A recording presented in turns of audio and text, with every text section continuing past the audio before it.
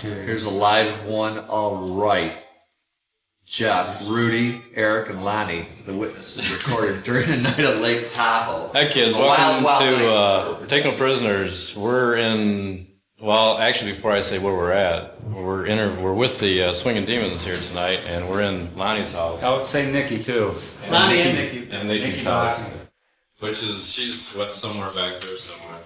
She's in the kitchen where she belongs. That's right.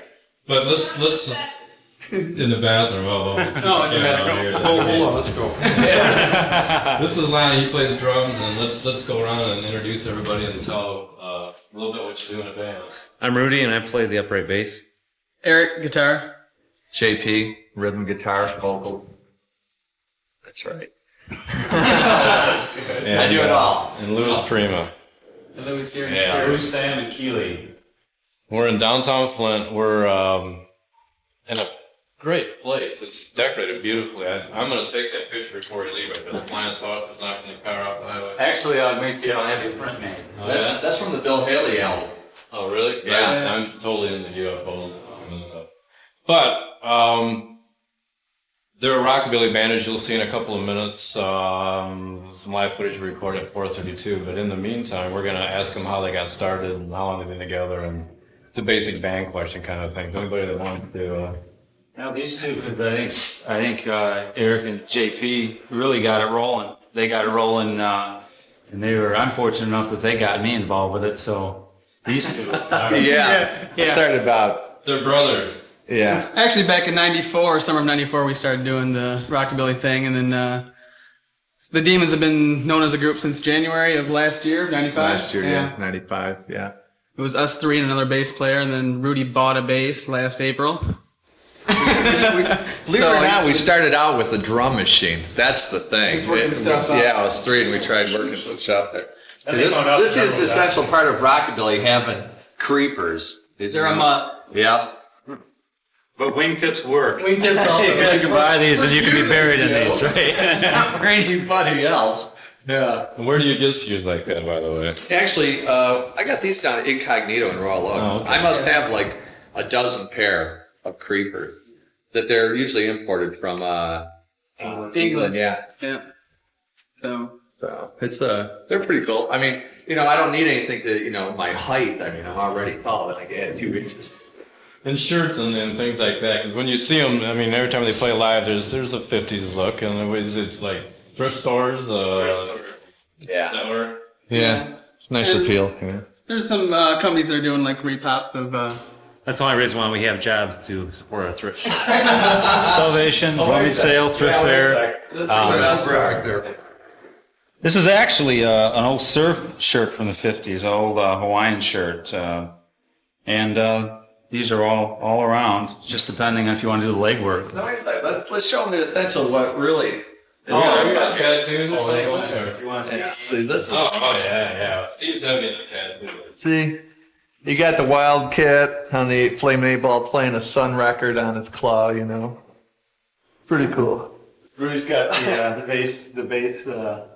Oh, yeah. Oh, hold on, let me get the macro lens so we can get.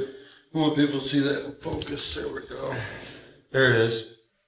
And I'll give a plug for a local guy named Squeege. Yeah, we know. And Squeege does brilliant work. He's done both. He's done my drum kit. This old Zenith sign at Signia. This is from actually an 80s band down here. And same artist, Seth Safari, did this, did his cat. Did mine. Baltimore. see that here with this macro lens on here. Okay. Rockabilly stuff. But most guys are tending to go to the more traditional Sailor Jerry art. No, he's clean. I'm clean. He's a lead rocker. You haven't got anything on your gum? No. Got a tattoo on my butt, but I won't show that. We're going to get into some live footage, recorded at Flint Local 432 with a bunch of other bands that day. It was fun. It was on a Sunday, and this is what the Swingin Demons sound like. Anyways, yeah, we're back. Still in Lonnie's, dining room, I guess. Yeah, this is like a dining room. This house is, think about, I was told like about 125-year-old. Years old. It was like the first judge in Flint phone. I'm not going to get my address. But, is that a whale's tail that you're telling? Okay. Oh, boy. You moved in and went to like this as well? No, actually, I found that at a thrift store and a little soap and water, and I had that just hung up there. Light it up for you. And the whole idea that the 50 stuff with a lot of science fiction and blind stuff, and then at night the light throws off Yeah, you keep hitting the bright lights on church. Where were you then? Yeah, you're right. Those that shine off the top of my head. Let's talk about some recording stuff. We just got through recording at WFBE, Yeah. and that was what are the really... plans with that? Who recorded it? Bruce did. Scooter. Yeah, okay, Scooter. And we decided to do all our own original songs. Yeah, That about I had. 17 originals on it. No, there's 18. 18 originals Yeah. on it. So we're hopefully we'll do a CD, have a CD press by this fall, because we got a lot of big shows coming up. We're going to do the 4th annual Rockabilly Fest out down in Indiana, or Indianapolis. Indianapolis, November 7th, 8th, and 9th. And we're opening up for Robert Gordon down at the Magic Bag. Trying to think of... 20-something. The Creme. The Creme. 24. 24. We're also playing, we're also playing the Creme. Oh, yeah? Yeah, at like 11 o'clock in the morning. 11 o'clock in the a.m. In the AM. It's going to be tough. Too early for you. You'll be up all night somewhere. It's like on a Saturday, Yeah. usually Criminal or something starts on Saturday. Oh, also playing Metropolis. The Delta 72s and the Bantam Rooster. Nice. And that's the 20th of August. So hopefully we can get the rockabilly scene jumping a little bit better in Flint than what it has been, and I guess there's a pretty good scene in Detroit. Or Yeah, other it's places pretty good. maybe. Yeah. This is a pretty good But scene let me tell you countrywide. something though. We tell ourselves that we're from the Buick City. That's the thing. Buick City. Yeah, countrywide, there is a scene. It's becoming not so much underground anymore. There's more and more bands, more and more people getting into the music. I think closer we get to the turn of the century, more people are looking back and seeing where rock and roll came from, and that's what we're into it for. It's kind of a history lesson where this all came from. So. Yeah. People ask what the music's about, and they say, what's rockabilly? And a lot of times you have to say, well, the Stray Cats. Oh, you had to mention it. Well, we're not like the Stray Cats, although the Stray Cats are doing real traditional rock and roll, like they're doing like a trio. And then people are really into psychobilly with Reverend Horton Heat, and Elvis Hitler came out a couple years ago with Splatter, and it was a psychobilly project. And there's psychobilly bands out there, but we don't want to get on that edge. We just don't want to be that hard. The thing about rockabilly is too, though, it's a type of music that's never really gotten a lot of respect. I think it's that Happy Days mentality in the States. Over in Europe, it never died. Here, big business really killed it off. The whole rockabilly thing happened like 2 or 3 years in the late 50s. As soon as Elvis hit, all the big record companies wanted to find the next Elvis, and it became basically, corporate, and it killed all the fun and killed the spontaneity of it. And then the Beatles came. And then the Beatles came, and the Beatles started out doing nothing but rockabilly covers. That's how they started. So, But The thing about this music is that, what we're doing is not,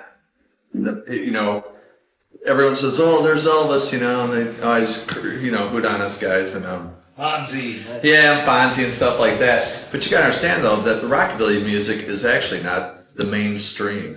It's actually the alternative music. It was the fun compared music to... of its day. that's right. Well, it was the rebel rock of its day. You're hearing grunge, you're hearing, you're hearing ska, you're hearing all sorts of punk. You're not hearing rockabilly music played on the radio, so I think it's truly the alternative music myself. It's just like blues, it's a form of music, and it's just never gotten the respect we think it deserves. So we're keeping it alive as best. And if you listen to the progression of it, it doesn't have as much angst as punk did. Punk's message, I think, in the early 80s was about more socially oriented, overthrowing. But in its day, traditional rockabilly, if you listen to traditional rockabilly, some of the lyrics, some of the booze, stuff... women, and cars, that's what it comes down And I'm to. The telling things you, of life, the lyrics were pretty risque for the That's day. right. And they still held up today. So. Yeah. We're going to wrap this segment up. Some more live music from Swingin Demons, and we'll see you just before the end of the show. Say goodbye.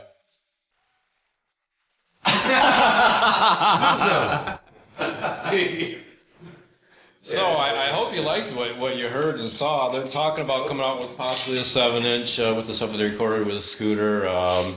maybe re-recording some things, redoing some things, but we hope that you enjoyed rockabilly and seek out some artists that like Bill Haley, even rock Eddie Cochran, Burnett. Johnny Burnett, and the Rock and Roll Trio, Gene Vincent. Blue Caps. Even Setzer with his new big band. I mean, he's Yeah, doing some Brian rock and Setzer. roll Early stuff. Elvis, Reverend Horton Heat, although, he's just like we were talking psychobilly. Still the roots are and based in rock and roll. Elvis Hitler too. Elvis Hitler. We played with some good bands, though. They're just, Starting out, or- Yeah, from down Atlanta and, the Cigar Store Indians. We played with Big Sandy and the Fly Right Boys, or the Fly Right Trio, whatever. Hillbilly Hellcats, Denver. from There's Denver. a big scene out in Denver. We opened for a band Rocking out guys. there. I mean, and good people, to play with. So So it's happening. There's a national scene, and people just don't really know. It's not getting airplay, and you can't find the stuff in your local record stores. So. yeah, everything goes well. Hopefully next year we'll be able to play the Denver show, and also Pittsburgh New Jersey, show. there's a show. Yeah, And New we're playing Jersey. Indianapolis this fall. would be a great show. We got to wrap things up here. We hope that now you're a fan of rockabilly, at least the Swingin Demons, and say good night, kids. Good night, kids. Good night, kids. Good night. Shoes there. Let's hear the Monkeys.